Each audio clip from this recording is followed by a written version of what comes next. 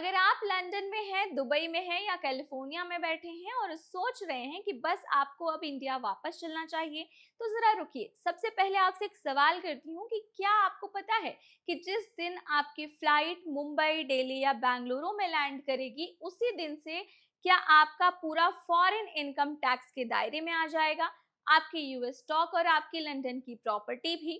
ज्यादातर लोग यही सोचकर घबरा जाते हैं और घबराहट में क्या करते हैं ये भी आपको पता है कि पैनिक में आना और अपने फॉरेन असेट्स को बेच देना, अकाउंट्स को जल्दी जल्दी क्लोज कर देना और लाखों का टैक्स भर देना जो आपका टैक्स भरना बनता भी नहीं है, उसे भी लोग भर देते हैं।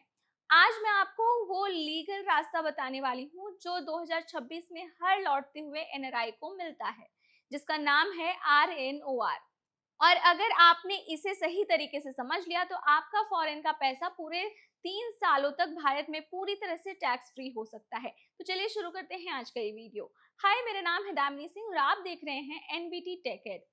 सबसे पहले एक बात समझ लीजिए कि इंडिया में टैक्स आपकी सिटीजनशिप से नहीं तय होता और ना ही आपके वीजा से तय होता है। ये सिर्फ एक ही चीज से तय होता है, वो है कि आप इंडिया में कितने दिन फिजिकली रह रहे हैं।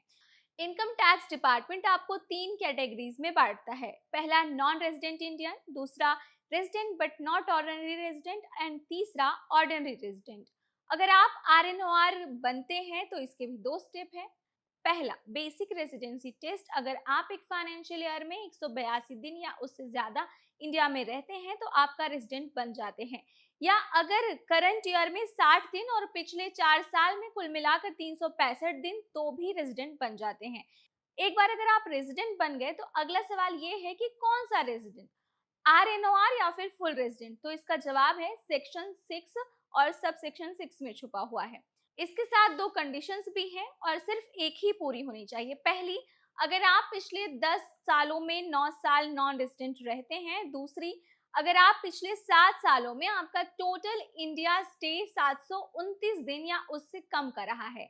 और तीसरा केस भी है, अगर आप इंडियन सिटीजन्स हैं, यूएई, सऊदी या कतर जैसे जीरो टैक्स देश में रहते हैं और इंडिया से लगभग 45 लाख रुपए से ज्यादा की इनकम की कमाई करते हैं, तो सेक्शन 61A के तहत आपको बिना एक दिन इंडिया में रहे भी डिमीट रेजिडेंट मान लिया जाता है। और एक तीसरा केस भी है, अगर आप इंडियन सिटीजन हैं, यूएई, सऊदी या कतर जैसे जीरो टैक्स देश में रहते हैं और इंडिया से 15 लाख रुपए से ज्यादा का इनकम की कमाई करते हैं, तो सेक्शन 61A के तहत आपको बिना एक भी दिन इंडिया में रहे भी डिमीट रेजिडेंट मान लिया जाता है। पर घबराइए मत, ऐसे लोगों को ऑटोमेटिकली RNOR ही माना जाता है, फुल रेजिडेंट नहीं माना जाता। यानी आपका राहत वाला हिस्सा फिर भी बच ही रहा है।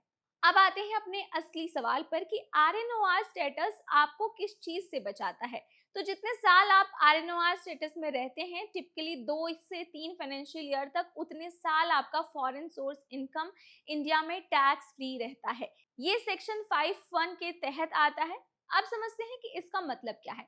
लंदन की प्रॉपर्टी का रेंट, यूएस स्टॉक्स और उससे मिलने वाले बेनिफिट्स यानी capital gains, foreign dividends, foreign bank interest, ये सब भारत में टैक्स फ्री होते हैं। सिर्फ एक चीज टैक्सेबल रहती है और अगर आपका कोई बिजनेस या प्रोफेशन इंडिया से है, कंट्रोल होता है, उससे मिलने वाला फॉरेन इनकम। और एक और बड़ी राहत है, RNOR रहते हुए आपको शेड्यूल FA भरने की जरूरत नहीं है। अब समझते हैं कि शेड्यूल FA क्या है। तो शेड्यूल FA वो फॉर्म है जिसमें ऑर्डिनरी रेजिडेंट को अपने सारे फॉरेन बैंक अकाउंट्स और इन्वेस्टमेंट्स डिक्लेयर करने पड़ते हैं। अगर कोई रेगुलर रेजिडेंट इसे छुपाए तो ब्लैक मनी एक्ट के तहत 30% टैक्स प्लस 200% पेनाल्टी लग सकती है। लेकिन RNOR होने की वजह से आपको ये सारा डिस्क्लोजर करने की जरूरत नहीं पड़ती। आपके पास पूरी प्राइवेसी और उसका समय है अपने ग्लोबल वेल्थ को रिस्ट्रक्चर करने का। अब इसको हम 3 अलग अलग स्टोरी से समझते हैं, जिससे ये सारी चीजें आपके दिमाग में भी क्लियर हो जाएंगी। सबसे पहले बात करते हैं एक सॉफ्टवेयर डायरेक्टर की जो 12 साल से कैलिफोर्निया में H1B वीजा पर रहने के बाद बेंगलुरु लौट रहे हैं। उनके पास लगभग $2 मिलियन के अनवेस्टेड टेक स्टॉक्स हैं, 2 रेंटल प्रॉपर्टीज हैं और एक IAR रिटायरमेंट अकाउंट है। अगर वो बिना किसी प्लानिंग के लौटते तो शायद घबराकर लैंडिंग से पहले अपने यूएस स्टॉक्स को बेच देते। लेकिन क्योंकि वो पिछले 12 साल से नॉन रेसिडेंट रहे कंडीशन में है, एक कंडीशन उनकी पूरी होती है, उन्हें पूरे फाइनेंशियल ईयर्स का आरएनओआर भी मिलता है। इन 2 सालों में वो अपनी यूएस प्रॉपर्टी को बेच सकते हैं, पोर्टफोलियो को रीबैलेंस कर सकते हैं और भारत में जीरो कैपिटल गेन्स टैक्स देकर ये पैसा साफ सुथरे तरीके से इंडियन रियल स्टेट या इक्विटी फंड्स में लगा सकते हैं। आप समझते हैं दूसरी स्टोरी से। एक इंजीनियर जो दुबई में 15 साल से रहने के बाद हैदराबाद लौट रहा है, उसके पास एफसीएनआर और एनआरई डिपॉजिट्स हैं। सवाल ये है कि क्या अकाउंट कन्वर्ट करते ही इंटरेस्ट पर टैक्स लगना शुरू हो जाएगा? तो उसका जवाब क्लियर है कि ऐसा बिल्कुल नहीं है। एफसीएनआर डिपॉजिट का इंटरेस्ट तब तक टैक्स फ्री रहता है जब तक आप एनआरआई या आरएनओआर स्टेटस में रहते हैं। चाहे डिपॉजिट मैच्योरिटी तक चले, उससे कोई फर्क नहीं है। और अगर आप अपनी एनआरई डिपॉजिट को रेजिडेंट फॉरेन करेंसी या आरएफसी अकाउंट में कन्वर्ट कर लें तो उसका इंटरेस्ट भी पूरे आरएनओआर पीरियड में टैक्स फ्री रहता है।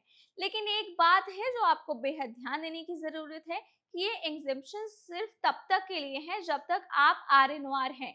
एक बार अगर आप पूरे रेजिडेंट बन गए तो उसके बाद इंटरेस्ट टैक्सेबल हो जाएगा और इसके लिए टाइमिंग यहाँ बहुत ज्यादा मायने भी रखती है।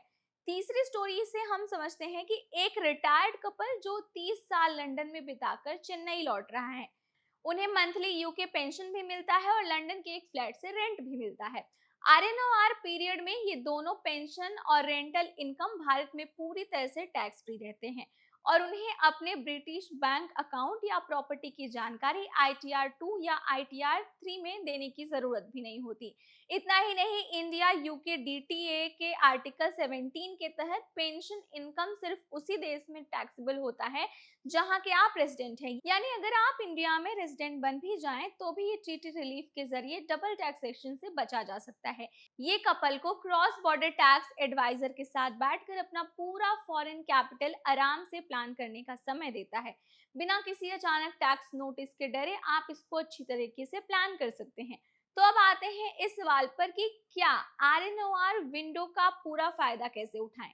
4 स्टेप्स इसके लिए याद कर लीजिए। स्टेप नंबर 1, अपनी वापसी की तारीख को सोच समझ कर चुनें। अगर आप फाइनेंशियल ईयर के आखिरी हिस्से में यानी जनवरी, फरवरी या मार्च में लौटते हैं तो उस साल आपका 182 दिन का थ्रेशोल्ड पार नहीं होना चाहिए। मतलब साफ है कि उस साल आप नॉन रेजिडेंट ही रहेंगे और आपका आरएनओआर क्लॉक अगले फाइनेंशियल ईयर से शुरू हो जाएगा, जिससे आपको कुल मिलाकर लगभग 3 पूरे साल का आरएनओआर तक मिल जाता है। जबकि अप्रैल या मई में लौटने पर आमतौर पर 2 साल भी मिलते हैं। एक क्रॉस बॉर्डर सीए के साथ बैठकर अपने पिछले 7 और 10 साल के स्टे रिकॉर्ड के हिसाब से अपनी रिटर्न डेट को प्लान कीजिए। आरएनओआर विंडो में अपनी फॉरेन कैपिटल गेन्स हार्वेस्ट कीजिए। जब तक आप आरएनओआर हैं, फॉरेन स्टॉक्स और प्रॉपर्टी पर कैपिटल गेन्स पूरी तरह से टैक्स फ्री है, तो इस समय को भी पोर्टफोलियो रिबैलेंस कीजिए और गेन लॉक कीजिए, क्योंकि एक बार अगर आप पूरे रेजिडेंट बन गए तो ग्लोबल कैपिटल गेन्स पर स्टैंडर्ड रेट्स लगेंगे। एलटीसीजी पर 12.5% और इक्विटी एसटीसीजी पर 20%, साथ में एप्लीकेबल सरचार्ज भी। अब बात करते हैं फॉरेन बैंक की। अपने फॉरेन बैंक अकाउंट्स को तुरंत रीस्ट्रक्चर कीजिए। एफईएमए के नियमों के अनुसार अपनी रेजिडेंशियल स्टेटस बदलते ही अपने बैंक को इन्फॉर्म कीजिए। एनआरओ अकाउंट को रेसिडेंट अकाउंट में कन्वर्ट कीजिए और एनआरई बैलेंस को आरएफसी अकाउंट में ट्रांसफर कीजिए ताकि फॉरेन करेंसी में पैसा भी रखा जा सके। साथ ही सही आईटीआर फॉर्म में सही डिस्क्लोजर कीजिए। अपने टैक्स प्रिपेयर से आईटीआर 1 या आईटीआर 4 का इस्तेमाल मत कीजिए, इनमें आरएनओआर डिस्क्लोजर की सुविधा नहीं है। और अपने पासपोर्ट की entry, exit stamps, boarding passes संभाल कर रखिए ताकि कभी भी अगर आपको टैक्स डिपार्टमेंट पूछे तो आपके पास पूरा प्रूफ हो। आरएनओआर का कोई भी लूपहोल नहीं है, लेकिन ये कानून ने खुद बनाया है ताकि लौटते हुए एनआरआईज को अपनी जिंदगी दोबारा सेटल करने का, अपने ग्लोबल एसेट्स संभालने का पूरा वक्त मिल सके। लेकिन ये विंडो अपने आप नहीं खुलती, इसे सही तरीके से इस्तेमाल करना पड़ता है। एक गलत तारीख की जल्दबाजी में बेचा हुआ एक असिस्ट, एक गलत आईटीआर फॉर्म और ये पूरा फायदा हाथ से निकल जाएगा। तो अगर आप या आपके कोई जानने वाला एनआरआई इंडिया वापस आने की सोच रहा है तो ये वीडियो अभी सेव कर लीजिए, क्योंकि आपको वापसी के दौरान तारीख तय करने से पहले एक क्रॉस बॉर्डर